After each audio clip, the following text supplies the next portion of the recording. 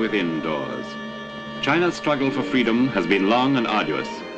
For centuries, from the center of the forbidden city of Peking, Manchurian rule held sway throughout China, shutting off her people from any true development, holding fast the gates of China against the spirit of advancement and democratic progress. The Great Wall of China, built more than 2,000 years ago as a mighty barrier against the warring tribes in the north, has not withstood the impact of Western standards and ideas.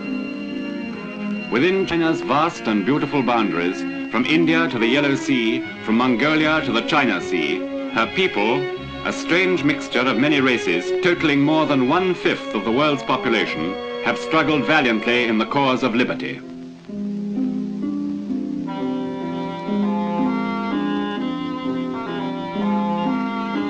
Largely an agricultural country, 80% of the population secure their livelihood from the land, which averages 4 acres a family.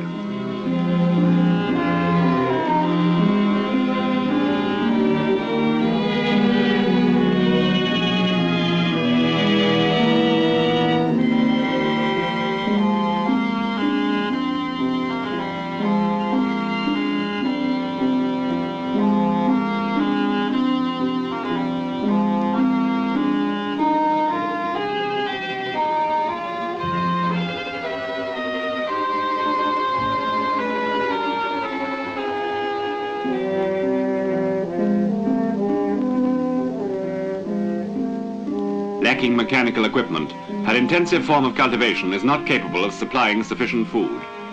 To supplement this lack, China turned to the natural resources of her great river network. Many primitive, though effective methods of fishing were employed. These birds, cormorants, are excellent fishermen and are used throughout China for this purpose. Rivers not only supply food, but also act as the nation's wash tub. This type of laundering calls for strong clothes. The rivers are also a means of irrigation, and the Chinese intend to harness these more fully to provide power for the nation's industrial development. To negotiate a heavily laden junk upstream against fast-flowing waters makes grueling work for human muscles.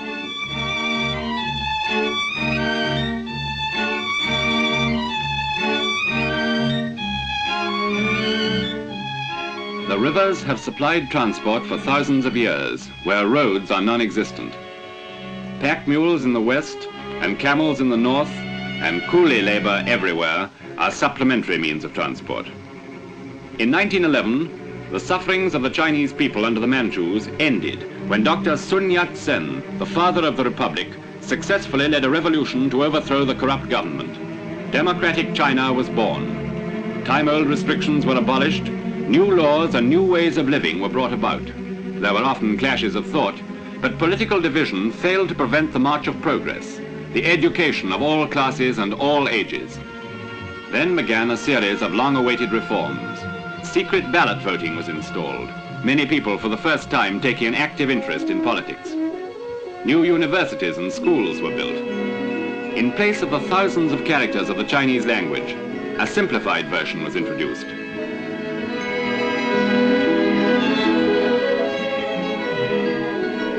Great advances were made both in instruction and learning, and the people encouraged to adapt themselves to new ideas. Modern medicine gave fresh benefits to the community, slowly raising the standard of national health. Factory reforms were instituted, and women, for the first time, worked side by side on a basis of equality with men. Throughout China, ports and cities hummed with activity. Shanghai, on the coast, became a symbol of the new age of industry and commerce. Dr. Sun's work has been carried on by Chiang Kai-shek, China's fighting leader. To the present day, he has continually striven to unify the country in spite of political divisions and civil war. While advancing into a new era, the Chinese still hold on to their ancient pastimes and, in the clamor of modern life, are still sensitive enough to listen to the music of a cricket placed in a small carved box.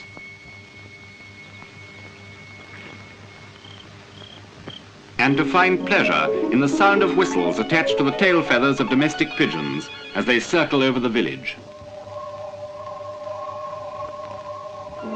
Everywhere remains the culture of the past. Their religion has always afforded them the opportunity for a wealth of unique architecture. spiritual relationships have been faithfully depicted in the figures of gods and animals.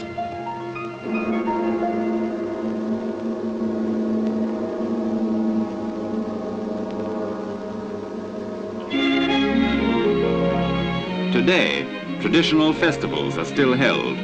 Boat races honor the memory of a drowned village poet.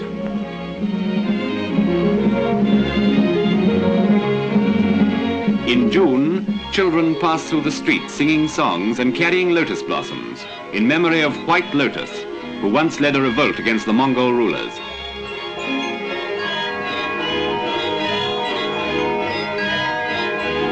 The Chinese, who invented gunpowder, rarely miss the opportunity of a fireworks display. Their pleasures are quiet and unassuming, all without violence. Violence came from Japan, forcing war upon a China divided against herself. Savage and indiscriminate bombing left little time for progress. Industrial areas on the coast were overrun at alarming speed, and China, lacking unity, had to fall back. In the interior, all her available resources were employed. War industries developed, and her factories blazed with activity. Once again, the people have shown their remarkable ability to survive an overwhelming calamity.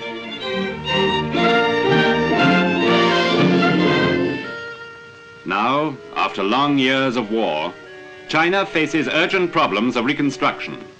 Much was done in the past, but the future demands far greater effort than ever before. Old methods must give place to new. Modern ships cannot be pulled by coolies. Their shoulders will not support the weight of worldwide commerce. New methods of transport are replacing the old rickshaw with its surplus labor. Labor so sorely needed for building up, not for bowing down. The old sprawling waterfront must give way to well-planned homes. Education and better living conditions must replace the filth and squalor of the past. The China of tomorrow, the vision of Sun Yat-sen and his followers, inspires her people to blend 5,000 years of Eastern culture with the industrial progress of the West.